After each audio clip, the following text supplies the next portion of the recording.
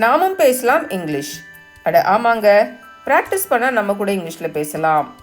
இன்றைக்கி நம்ம ரெண்டு வார்த்தைக்கும் இடையில் இருக்கக்கூடிய ஒரு சின்ன வேறுபாடு என்ன அப்படின்றது தான் பார்க்க போகிறோம்.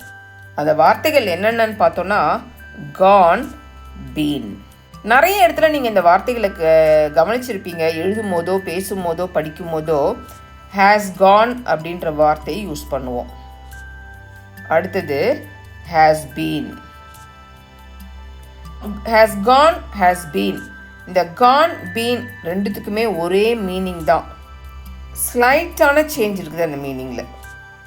பாருங்க, he has gone to England, he has been to England. he has gone to England அப்படின்னா அவர் இங்கிலாந்து சென்றுள்ளார் அப்படின்னு அர்த்தம்.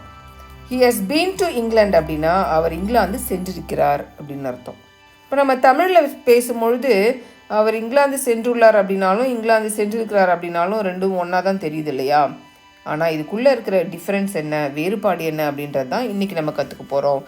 எந்த இடத்துல நம்ம கான் அப்படின்ற வேர்பை யூஸ் பண்ணலாம், எந்த இடத்துல நம்ம பீன் அப்படின்ற வேர்பை யூஸ் பண்ணலாம், அது சரியாக இருக்கும் அப்படின்றது தான் பார்க்க போகிறோம்.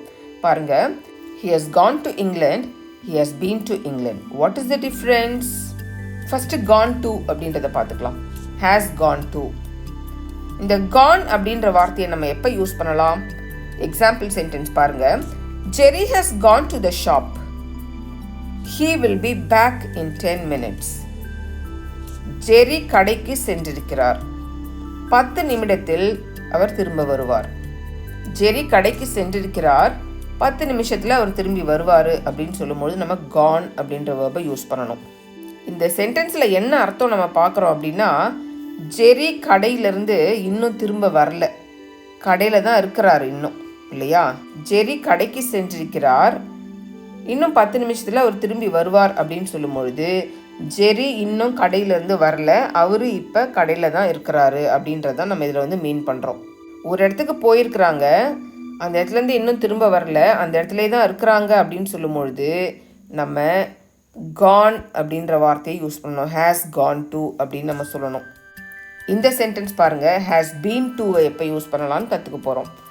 Jerry has been to the shop, he bought some cakes, would you like one?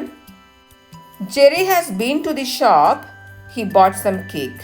ஜெரி கடைக்கு போயிருந்தாரு, கேக் வாங்கிட்டு வந்தார், உனக்கு ஒரு கேக் வேணுமா? இந்த சென்டென்ஸில் Jerry has returned from the shop. Jerry கடையிலேருந்து வந்துட்டார், அங்கே போனார், வாங்கினார் கேக்கை, இப்போ வந்துட்டார், இப்போ அவர் அந்த கடையில் இல்லை அப்படின்னும் பொழுது நம்ம இந்த ஹேஸ் பீன் அப்படின்ற இந்த வேர்ப் ஃபார்மை யூஸ் பண்ணணும். இப்போ உங்களுக்கு இந்த ரெண்டுத்துக்கும் வித்தியாசம் தெரிஞ்சிருக்கும் அப்படின்னு நினைக்கிறேன். ஹேஸ் கான் அப்படின்றத நம்ம யூஸ் பண்ணும்போது ஜெரி கடைக்கு போனார், இன்னும் அவர் கடையில் தான் இருக்கிறாரு, திரும்பி வரல, அந்த மாதிரி நீங்கள் மீன் பண்ணுறீங்கன்னாக்கா ஹேஸ் கான் டூன்னு சொல்லணும். ஆனால் ஜெரி கடைக்கு போனார், திரும்பி வந்துட்டார், இப்போ அவர் கடையில் இல்லை அப்படின்னு நீங்கள் மீன் பண்ணணும்னா ஹேஸ் பீன் டு அப்படின்னு நீங்கள் சொல்லணும். இப்போ பாருங்கள் இந்த example sentence. I have been to Delhi. I have been to டெல்லினா நான் டெல்லிக்கு போயிருக்கிறேன், இப்போ திரும்பி வந்துட்டேன், நான் டெல்லியில் இல்லை, இல்லையா? We use gone to say that we went somewhere and we are still there. நாங்கள் ஒரு இடத்துக்கு போனோம், இன்னும் நம்ம அந்த இடத்துல தான் நாங்கள் இருக்கிறோம் அப்படின்றத நீங்கள் சொல்லும் பொழுது gone to அப்படின்னு சொல்லணும், has gone to அப்படின்னு சொல்லணும். ஆனால் நாங்கள் ஒரு இடத்துக்கு போனோம், அந்த இடத்துலேருந்து திரும்பி வந்துட்டோம், நாங்கள் அங்கே இல்லை அப்படின்னு சொல்லும்போது has been to அப்படின்ற வார்த்தையை நம்ம யூஸ் பண்ணணும். இப்போ பாருங்களேன், ஒரு கேள்வி கேட்குறாங்க, வேர் இஸ் யுவர் மதர்? உங்கள் அம்மா எங்கே கேட்குறாங்க பக்கத்து வீட்டு ஆண்டி நம்மக்கிட்ட.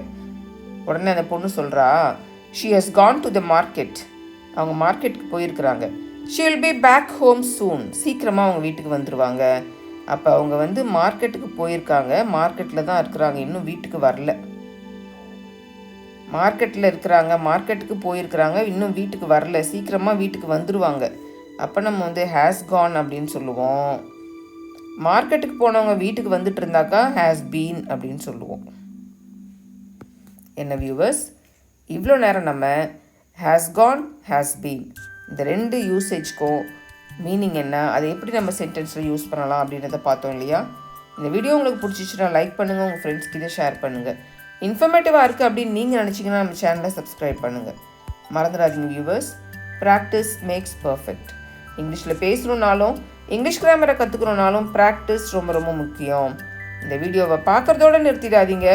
இதில் நம்ம யூஸ் பண்ணியிருக்கிற இந்த ஹேஸ் பீன், ஹேஸ் கான், இந்த 2 வேர்ப் ஃபார்மையும் தப்பு இல்லாமல் சரியான இடத்துல சரியான முறையில் பயன்படுத்துங்க. ப்ராக்டிஸ் பண்ணுங்கள், இங்கிலீஷில் பேசுங்க, கான்ஃபிடென்ஸை உயர்த்துங்க. Thank you viewers.